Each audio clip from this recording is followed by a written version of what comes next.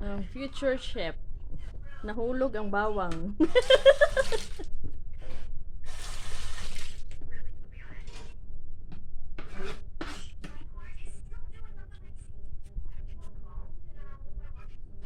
Yan, nagpapaksiw po si Ivan. Pitpitin mo na siya, anak. Pitpitin mo. Tuturuan natin magpaksiw. Ang batang ire. Ang batang bagong gupit.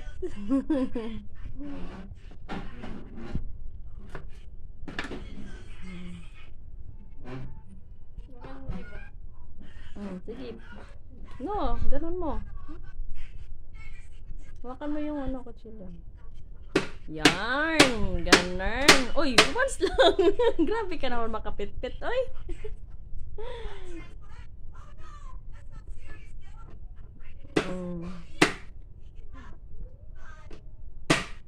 Diba?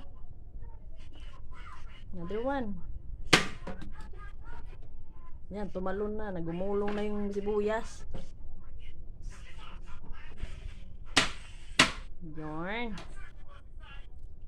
Diba? Mabilis lang siya balatan. Chop po siya ng konti.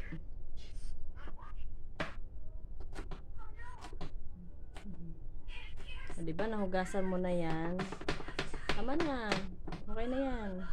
Kasi hindi ka naman mag-ano. Ilagay mo na doon sa ano, sa fish. Para hindi dyan naka-ano. Yan. Magpapaksiw po ang bata. Ikalat mo, anak. Tuturuan natin magluto ng paksiw. Ayan guys. Pwede kayong magluto ng may bawang or wala. Ang ating paksiw. Ano? Chop-chop maliit? I-slice mo lang. Cut mo lang center. Ang dami naman.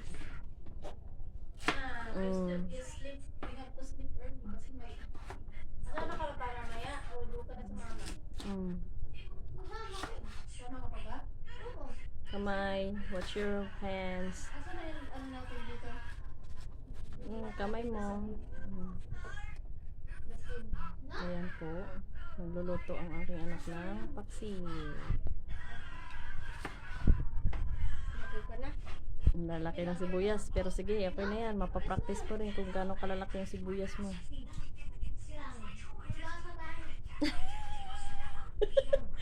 Pinaiyak ka ba ng sibuyas? Sumakit yung puso mo. Dahil sa sibuyas, sumakit ang puso mo. Sumakit daw yung puso niya paghiwa niya ng sibuyas. Nag-iwan na. Huwag mo anuhin yung kamay mo. Ano gagawin dito? Naiyak siya! Ano gagawin dito? Tapos, ito. I-cut mo lang sa half. Hugasan mo na muna. Cut mo sa half. Sumakit daw yung puso niya. Pinaiyak siya ng sibuyas. No! This one. I-cut mo lang siya. Oo, yan. Isa lang.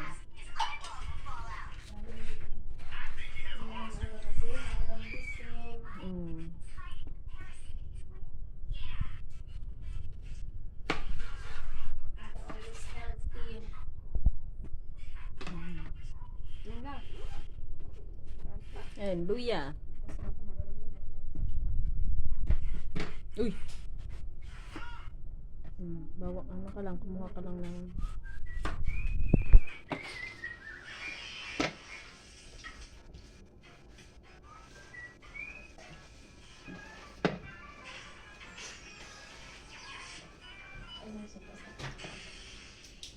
Huwag mong ganyanin. Maano yung kamay mo. No, huwag mong ganyanin. Huwag mong ipapaharap la ang kutsilyo kasi ikaw masusugatan. Yung kutsilyo always nakatalikod sa'yo. Huwag paharap. Kasi ikaw ang mahuhusugatan yan. Pag kumaplos yan,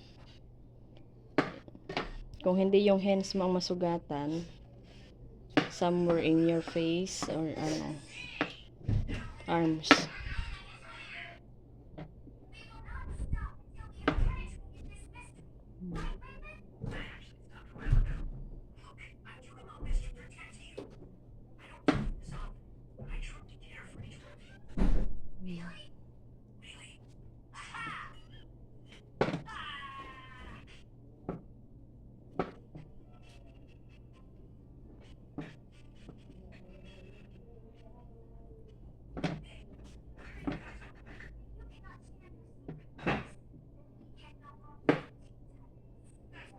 Ayan. Ayan, nagbabalat po siya ng sibuya. Ay, bawang pala. Ay, sibuyas, bawang ng luya. Ayan. Nagbabalat ng luya ang bata. Tapos hugasan. O, slice mo na. Ayan. Kamay ha. Ang lalaki naman. Oh, sige na, okay na. Practice na yan. Practice makes perfect. Oh! Hindi yan dyan basurahan.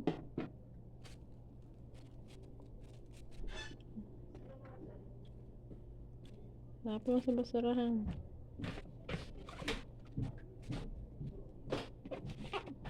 Ano na, diretso na, okay na. Tapos, lagyan mo ng asin.